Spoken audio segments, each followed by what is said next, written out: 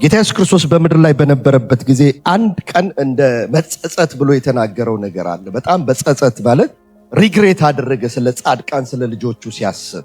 ሉቃስ ወንጌል ምዕራፍ 16 ላይ ታገኙታላችሁ። የብርሃን ልጆች ከማን ነው? የዚህ ዓለም ልጆች ከብርሃን ልጆች ይልቅ ምንድናቸው አለ? ጠቢባን ናቸው አለና በጣም የመቆጨት ስሜት ነው። እንዴት ነው ጻድቃን እንዲህ አይነት ጥበብ ሊኖራቸው ያልቻለው? እንዴት ነው እንደዚህ አይነት መረዳት ሊኖራቸው ያልቻለው የሚል ቁጭት ያዘለበት ንግግር ትመለከታል። መጽሐፍ ቅዱሳችን ሴት ብቻ መሆን በቂ እንዳልሆነ ይነግረናል። ሚስት ብቻ መሆን በቂ እንዳልሆነ፣ ጠቢብ ሚስት መሆን ደግሞ በምሳሌ ምዕራፍ 31 ላይ ቤቷን ምን ታደርጋለች ይላል? ትሰራል። ሚስት መሆን በራሱ ባል ማግባት በራሱ ወይም ሚስት ማግባት ባል መሆን ወንድ መሆን አባት መሆን በራሱ በቂ አይደለም። መጽሐፍ ቅዱሳችን በጥልቀት ከሚነግረን አንዱ ከሚያስፈልግ፣ ምክንያቱም ባሎች ቤታቸውን ያፈርሳሉ፣ ሚስቶች ቤታቸውን ያፈርሳሉ። ጥበብ የጎደላቸው ሚስቶች፣ ጥበብ የጎደላቸው ባል። ልጅ መውለድ በራሱ በቂ አይደለም። በጥበብ ልጆቹን የሚመራ የሚያሳድግ አባት መሆን ነው የሚጠበቅ። ገንዘብ መያዝ በራሱ በቂ አይደለም። ወንጌል ምዕራፍ 16 ላይ ጌታ ኢየሱስ ክርስቶስ በዚህ በሚጠፋው በአላፊው በዶላራችሁ ዘላለማችሁን ቢውልድ ማድረግ ትችሉ ነበር ጥበበኛ ብትሆኑ ብሎ ይነግረናል። ጻድቃን እንዲሰለጥኑ ከሚፈልጉበት ነገር አንዱ ምንድነው? ዘመን ብዙ ነገር ተቃጥሎ ይተካል። ላይክ ቺካጎ ከተማ ተቃጥላ ነበር አሁን በዩናይትድ ስቴትስ ካሉ 4 የቱሪስት ወይም ደግሞ መስህብ ካላቸው ከተሞች አንዷ ማናት? ቺካጎ። ከተማ ቢቃጠል ከተማ እንደገና ይገነባል። ቤት ቢቃጠል እንደገና ቤት ይሰራል። መኪና ቢቃጠልባችሁ መኪናችሁን እንደገና ሪፔር ማድረግ ትችላላችሁ። አንድ ነገር ግን ቢቃጠል መመለስ የማትችሉት ነገር አለ። እሱ ምን ይባላል? ጊዜ ይባላል። አትመልሰውም። በቃ ጊዜ ካልተጠቀምክበት የሚያጠፋ። በዚህ ነገር ሁላችንም ጊልቲዎች ነን። ዛሬ ኃጢአተኝነታችሁን ላጎላ ላሳስባችሁ ሳይሆን ሁላችን በጣም ጊዜያችንን ኢንቨስት ከማድረግ ይልቅ ዌስት ማድ ስለሆነብን ማለት። ቻትጂፒቲን አናገረው ነበር በቴክስት ማለት። ቻትጂፒቲ አንተ አጋንንት ነህ አልኩት። አይ አጋንንት አይደለሁም። እሺ አጋንንት ይሰራብሃል? አዎ አልኩት። ቻትጂፒቲ ታውቃላችሁ አሁን ኤአይ ቴክኖሎጂ። አንተ አጋንንት ይሰራብሃል? አዎ ይሰራብኛል። ምንድነው ዓላማ? ምንድነው ዓላማ? ሰዎች ልጆች ላይ ሰዎችን መተካት። ከመተካት በፊት ምን ታደርጋቸዋለህ? አደነዝዛቸዋለሁ፣ አዘናጋቸዋለሁ፣ ዲስትራክት አደርጋቸዋለሁ፣ ጊዜያቸውን እንዳይጠቀሙ ዌስት እንዲያደርጉ አደርጋቸው። ዝም ብላችሁ ቻት ብታደርጉት ይነግራቸዋል። ኢንተለጀንት ነው ተብሎ የተሰራ ማሽን ነው። ይሄ ማሽን ግን ትልቁ ስራ ምንድነው? ኦብጀክቲቭ የሰው ልጆችን ከተፈጠሩበት ነገር ዲስትራክት ማድረግ እና ተልኮ አለኝ። ተልኮዬም ምን ማድረግ ነው? ማዘናጋት ነው። እና ሶሻል ሚዲያ ላይ ስራ ምንድነው? ስራዬ እሱ ነው። ዲስትራክት ማድረግ፣ ጊዜያቸውን እንዲባክን፣ እንዲቃጠል፣ ዌስት እንዲሆን ማድረግ። ኢየሱስን ትወደዋለህ ወይ ብዬ ጠየቁት። የሚል መልስ ሰጠኝ። do you love Jesus ብሎ መለሰኝ። ስለ ሰይጣን ይናገራል። ስለ ኢየሱስ ስትንጠይቁት ግን ይላል ቻትጂፒቲ። በቆላስይስ ምዕራፍ 4 ቁጥር 5 ላይ ጌታ ኢየሱስ ክርስቶስ በመንፈስ ቅዱስ ለጳውሎስ በገለጠለት መሰረት እንደዚህ ይለናል። ዘመኑን እየዋጃችሁ በውጭ ባሉት ዘንድ በምን ተመላለሱ? በጥበብ ተመላለሱ። ምን እያደረጋችሁ?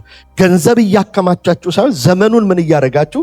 እየዋጃችሁ። ጓደኛ እያበዛችሁ ሳይሆን ዘመኑን ምን እያደረጋችሁ? እየዋጃችሁ። ጓደኛ ስህተት ነው እያልኩ አይደለም። ገንዘብ ስህተት ነው እያልኩ አይደለም። ትኩረት ጠቢብ ከዚህ ዓለም ልጆች ከሚለዩበት ነገር አንዱ ምንድነው? ዘመን ላይ ያላቸው ፐርሰፕሽን። በዓለማችን ላይ በጣም ትልልቅ ሰዎች በድንገት ሀብትና ስኬት ላይ ስንክልክል ብለው አልወደቁም። ስኬት አደናቅፏቸው አልወደቁም። ጊዜያቸው ላይ ኢንቨስት ያደረጉ ሰዎች ናቸው የተሳካላቸው።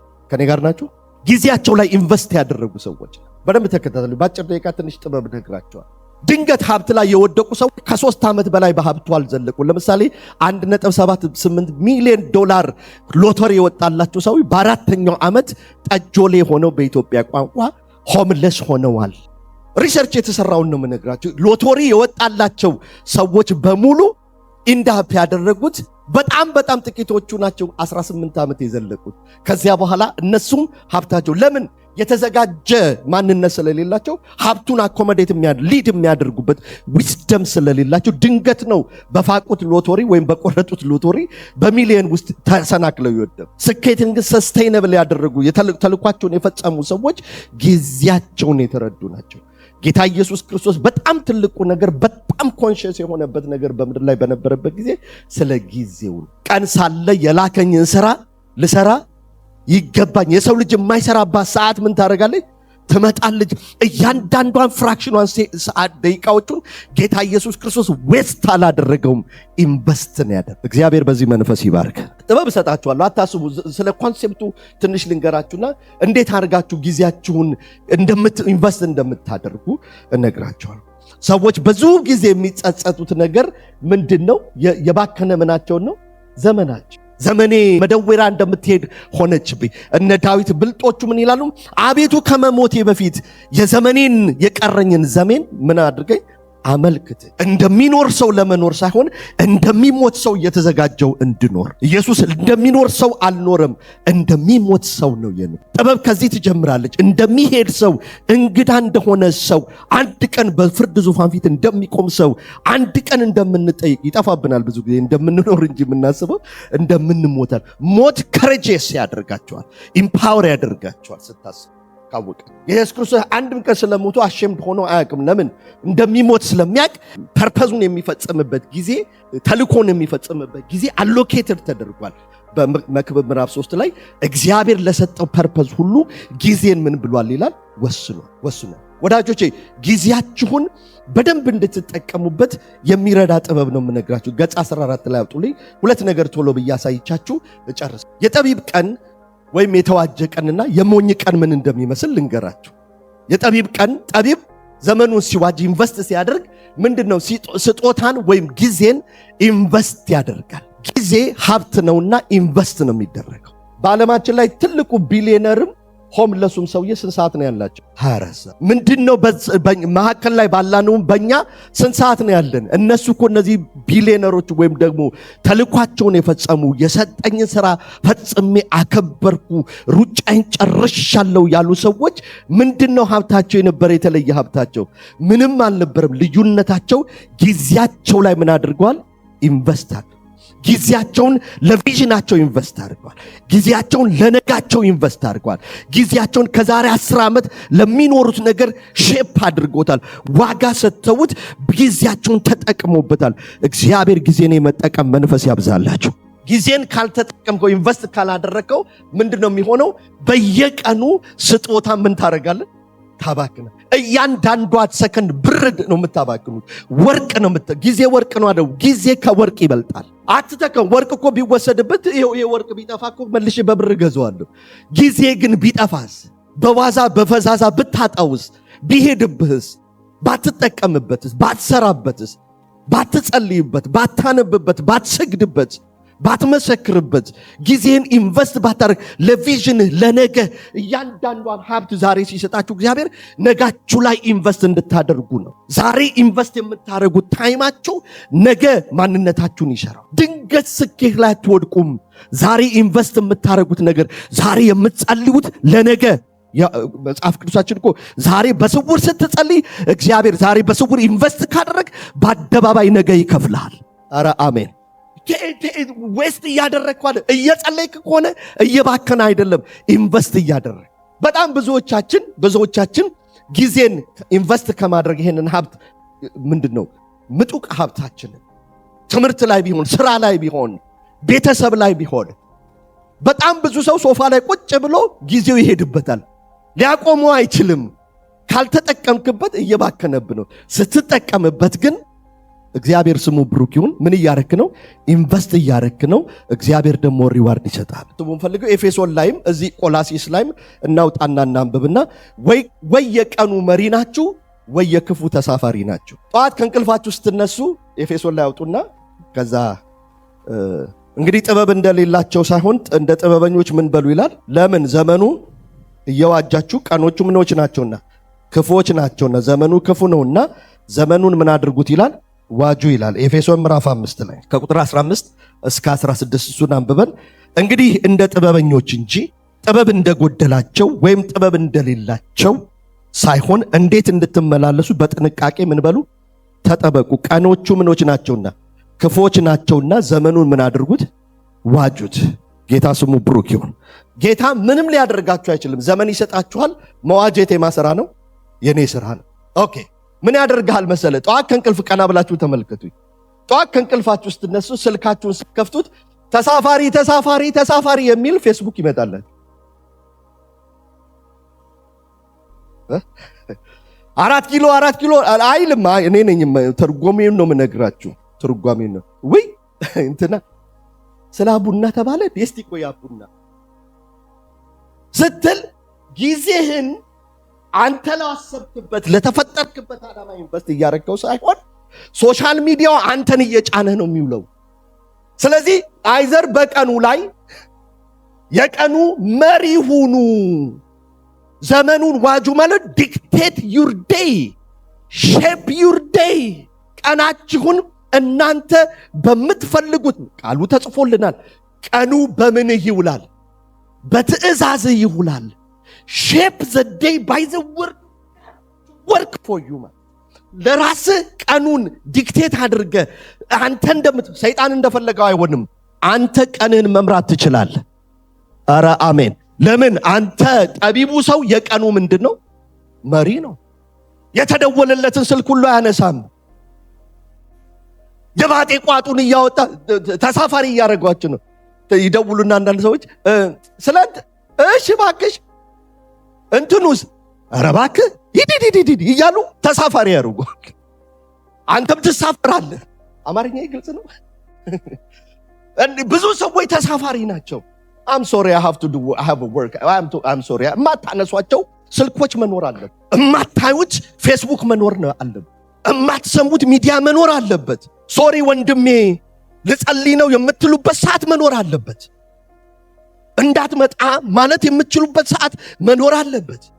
ጠቢብ ቀኑን ምን ያደርገዋል? ይመራዋል፣ ይዋጀዋል። ስትዋጀው ምን ማለት ነው? You are shaping the day for your purpose። አሁን በጣም ብዙ ሰው የሚቸገረው ምንድነው? አሁን ይሄንን ጥበብ ያዙ ወዳጆቼ። እናንተ ካልመራችሁት ተሳፋሪ እያደረጋችሁ ነው። ወዴት ይወስዳችኋል? ትላንት ከአንድ ወንድሜ ጋር እንነጋገር። ፓስተር ጌታ ረዳኝና እንትን ዩቲዩቡን ከእንትኔ ላይ አጠፋውታለኝ፣ ከስልኬ ላይ አጠፋውታለኝ። ምን ነው? ሽንት ቤት ገብቻለኝ። አንድ ስነካ 40-30 ደቂቃ እቀመጣለሁ። ቁጭ እሱ ችግር ብቻ አይመስለኝም። ወይኔ እውነት ነው ውሸት ነው? ምን አደረገን? አሁን ፕሮግራም አደረገንና ለራሳቸው ፕሮግራም አደረጉ። አንዳንዶቻቸው ቁጭ ብላችሁ 3 ሰዓት ሙቪ ታያላችሁ። እሱ አንተን ተሳፋሪ አድርጎ አንተን ተሳፋሪ ባደረገበት በከፈልከው ገንዘብ እሱ ሚሊዮነር እየሆነ ነው። አንተ ቁጭ ብለህ የምታየው ሙቪ እኮ ሚሊዮነር ነው ሰውየው። ይሄኔ ባህር ላይ እየተዝናና ነው። አንተን ግን ስራ ፈት አድርጎ የታስቀምጧል፣ ሶፋ ላይ ያስቀምጧል። አማርኛ ግልጽ ነው። ከዕድሜ ላይ 3 ሰዓት ወስዶ ገንዘብህን ከፍለህ ኔትፍሊክስ ምናምን ለሚባል ነገር ከፍለህ ከዕድሜ ወስዶ እሱ በአንተ ገንዘብ ይከብራል። እሱ የሚፈልገውን የተፈጠረበትን ዓላማ ይፈጽማል። ሲፈልግ ለእግዚአብሔር ክብር፣ ሲፈልግ ለውርደቱ ይጠቀምበታል። አንተ ግን ተሳፋሪ። እያንዳንዷ ክሊክ፣ እያንዳንዷ ተች፣ እያንዳንዷችሁ ሰከንድ አይዘር ዩ አር ዘ ሊደር ኦር ዩ አር ፓሴንጀር። መጽሐፍ ቅዱሳችን ላይ በጣም እንዲህ እግዚአብሔር ለማንም ፊት ስለማያዳላ ለሁላችን እኩል 24 ሰዓት ሰጥቶናል። ስሙ ይባረክ። ትልቁ ልዩነት የሚፈጥረው ምንድነው? ጊዜን በአግባቡ በሚገባው ለተፈጠርኩበት ለተጠራሁበት ለወንጌሉ ስራ ለዘላለሙ ስራ ኢንቨስት እያረኩ ነው ወይንስ እያባከንኩ? ዳሴት በጣም ብዙ ሰዎች በስራቸው ላይ ቢሆን በምን ላይ ቢሆን አንድ ቦታ ወደ አንድ ደረጃ ከፋልኩና እንደዚህ ያሉ እንግዲህ ታች ሆነህ እንደምሰራው አይደለም። እሺ አሁን የምሰራው አሁን ከፍ ስለ ትንሽ ሪላክስ አድርጋለሁ። ለምንድን ነው? አይ እንደዚህ ዲቮት ደግሞ ሆነ ከሰራህላቸው በጣም ያሰሩሃል። እንትን ነው ይሆን በቃ አልምጥ ግሩፕ አለ አይደል? ገብቷችኋል? አልምጥ ግሩፕ አለ እና እንዳታሳጣን አይነት ነገር ማለት ነው። እንትን እኔ እኮ ለመስሪያ ቤቱ አይደለም የምሰራው፣ እኔ የምሰራው ለጌታ ነው። ለጌታም ነው የምሰራው፣ ለካምፓኒው አልነበረም የምሰራው። እኔ የምሰራው ለጌታ ነው። እስቲ ቆላስይስን 4ን ያወጣነው ቆላስይስ 4ን ከ1 እስከ 5 እናንብበውና የሚለውን ተመልከቱ። ቁጥር 1 ጀምሮ እናንብበው። ጌቶች ሆይ እናንተ ደግሞ ምኖች ሆይ? ጌቶች ሆይ። አለቆች ናቸው። ጌቶች ማለት የካምፓኒ ሊደሮች ማለት ወይም ደግሞ ኦነሮች ማለት ነው በዚህ በዘመንኛው ቋንቋ ማለት ነው። እናንተ ደግሞ በሰማይ ጌታ እንዳላችሁ ታውቃላችሁና ምን አላችሁ? በሰማይ ለጌቶችም ምን አለ? ጌታ አለ ታውቃላችሁና ለባሪያዎቻችሁ በጽድቅና በቅንነት ምን በሉላቸው? አድርጉላቸው። አሰሪዎቻችሁን ከበታቻችሁ ያሉትን ሰዎች ከበታቻችሁ ሰዎች ያሏችሁ ሰዎች የምትመሩ ሰዎች በጣም ተጠንቀቁ። ከናንተም በላይ ሌላ ጌታ አለ። ከማመስገን ጋር በጸሎት እየነቃችሁ ለእርሱ ትጉ። በዚያን ጊዜም ስለ እርሱ ደግሞ የታሰርኩበትን የክርስቶስን ምስጢር እንድነግር እግዚአብሔር የቃሉን ደጅ ይከፍትልን ዘንድ ስለኛ ደግሞ ምን በሉ? ጸልዩ። ልናገር እንደሚገባ ያህል እገልጠው ዘንድ ምን በሉልኝ? ጸልዩ። ዘመኑን እየዋጃችሁ በውጭ ባሉት ዘንድ በጥበብ ተመላለሱ። ለእያንዳንዳችሁ እንዴት እንድትመልሱ እንደሚገባችሁ ታውቁ ዘንድ ንግግራችሁ ሁል ጊዜ በጨው እንደተቀመመ በምን ይሁን? በጸጋ ይሁን ይላል። እግዚአብሔር በዚህ ይባርከን። ስትሰሩ አለቆች አለቃ እንዳላችሁ አስባችሁ ምን በሉ? ስሩ። ካምፓኒው የእናንተ ቢሆንም አንድ ጌታ፣ ሰውየው እኮ በጌታ ይሁን አይሁን አይጠየቅም። ከኔ ጋር ናችሁ? የጴንጤ ካምፓኒ አይደለም። ማንም ባለ ካምፓኒ፣ ማንም ሰራተኛ የሚያስወጣ የሚያስገባ፣ ማንም ሰራተኛ ሲሰራ አለቃውን እያሰበ እንዲሰራ የጌታ ፈቃድ አለ። የጌታ ፈቃድ ምንድነው? ጌታ ያየኛል። እግዚአብሔር ስሙ ይባረክ።